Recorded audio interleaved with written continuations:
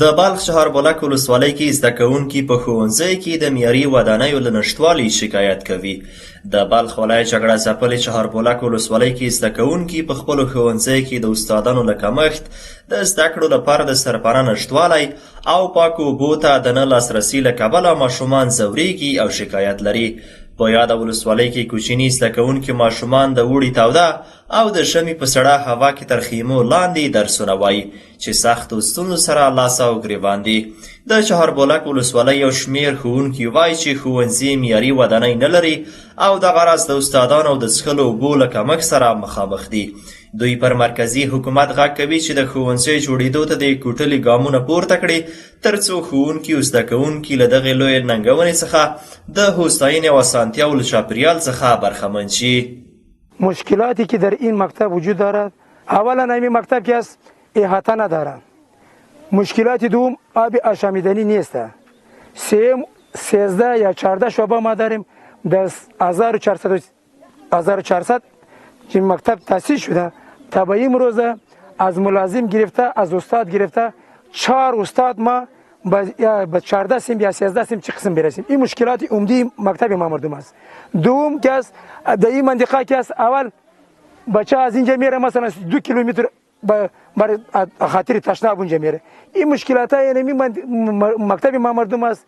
یعنی که شما دیدین این خیمه است ولی تعمیر نیست. باید در این مکتب ما توجه شود. در میدان تدریس میشه، در هوای گرم و در هوای سرد.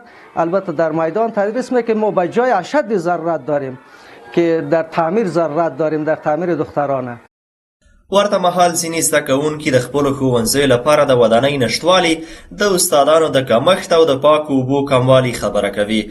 دوی هم پر حکومتي مسؤلینو غږ کوي چې شته ستونزې دې ورحل کړي. موږ غواړو چې معلمین راته راشي. موږ معلمین نه لرو، معلمین هم کم دي، څه راته ووهل شي. موږ څه اوبه نه لرو، اوبه غواړو. ګرمۍ کې راځو موږ ته د تعمیر جوړ شي. در بیرون میشینیم، در بار، در آفتاب زیرش میشینیم و در زمستان هم در باران، در برف میشینیم. مکتب ما جای تفریح هم نداره. غوښتنه مو اوله دا ده چې موږ تعمیر غواړو، د څښلو اوبه نه لرو، بیا مو معلمین نه لرو، ټوله معلمین مو کمبود دي.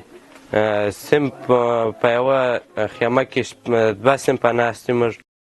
په همدې حال کې د سیمې اوسیدونکي هم ورته ستونزې یادوي او د خپلو اولادونو د راتلونکي لپاره اندېښمن دي او وایي چې پخوا به ځینو استادانو په وړیا ډول تدریس کوه چې سږکال دغه چاره هم په ټپه ولاړه ده.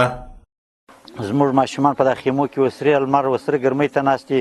په دغه زحمت تکالیفو کې موږ غواړو چې زموږ اولادونه د یو سواده څخه برخمن شي او موږ د دغه پیلي حکومت څخه دا تقاضا ده چې ژر ته ژر موږ ته دغه ماده پیاده کړي چې موږ ته تعمیر او معلمین کمبوتات لرو چې هر معلم مو 4 شعبې 3 شعبې کنټرولوي. هغه تر اوسه تېرې دي، معلمین مو شکایت کوي چې دا زموږ تر اوسه تېره ده. موږ دا تقاضا لرو چې د حیاتي دیوال د تعمیر راته ووایي او تعمیر راته جوړ کړي او د څښنګ اوبه زموږ بچیانو ته اماده کړي او تشنابونه راته جوړ کړي او زموږ د معلمینو سره همکاري وشي. زموږ نجونې چې دي په کورو کې ناستې دي، د درس څخه بیا برخمنه پاتې سولې او که یو تعداد معلمین لرو هغه مو پاتې سو، هغه صنفو ته نسي رسېدلی. په روژ کال مو افتخاریان درلودل، افتخاریان بیا معاش 6 کال درسونه نه ورکوي.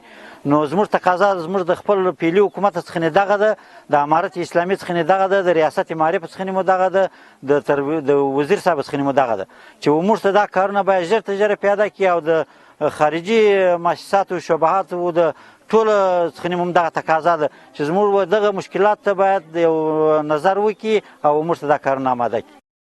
د بلخ ولایت چهاربلک ولسوالۍ د پوهنې مدیریت مسؤلین ښوونځي کې شته ستونزې مني او وایي چې د بابا ښوونځي ودانۍ د تیرو جګړو پر مهال ړنګې شوي او د رغېدلو لپاره له ولایتي و مرکزي حکومت سره خبرې کړې دي. باب مکتب ما اصلا تعمیر ندارد. در حولیا و در جاهایی که البته نسبتا مناسب است ما به اونجا مشکلات خود فعلا رفع کرده رایستیم و مشکلات به مقامات زیستالا ما حتما راجع کردیم. ما یک تیم انجینری داریم که یک بخششان بخش روابط خارجی است و دیگه در هسته مرکزی ریاست معارف یک مدیریت است به نام مدیریت انجینری که الحمدلله یک دو باب مکتب ما که در اثر جنگ های رویارویی البته در امتداد سرک قیر مزار شبرغان شما اگر مشاهده کرده باشین دیگه به اثر جنگ ها و توپای دیسی و گپا تخریب شده بود دیگه اینها الحمدلله ترمیم شده.